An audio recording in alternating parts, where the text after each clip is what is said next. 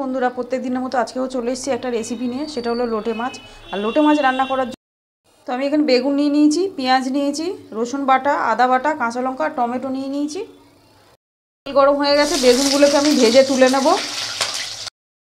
তো বেগুনটাকে বেশ লাল করেই ভেজে নেব। তো বেগুনটা ভাজা হয়ে গেছে, এখন বেগুনগুলোকে তুলে নেব। এগুলো দিয়ে দেবো, তেল গরম হয়ে গেছে। পেঁয়াজগুলোকে একটু লাল করে ভেজে নেব। তো পেঁয়াজটা অনেকটাই ভাজা হয়ে গেছে, এখন রসুনটা দিয়ে দেবো।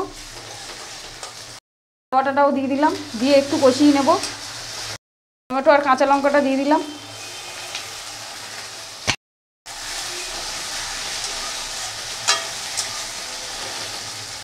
লোটে মাছগুলো ধোয়া ছিল, দিয়ে দিচ্ছি।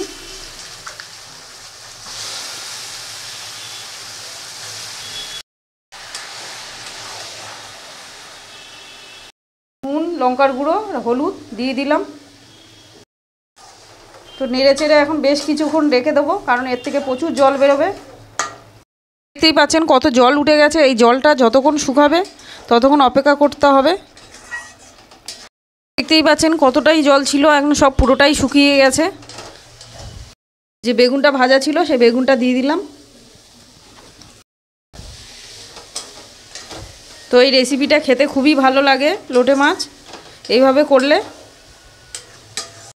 তো এই আমার লোটে মাছের রেসিপিটা যদি আপনাদের ভালো লাগে অবশ্যই লাইক করবেন, শেয়ার করবেন, সাবস্ক্রাইব করতে ভুলবেন না।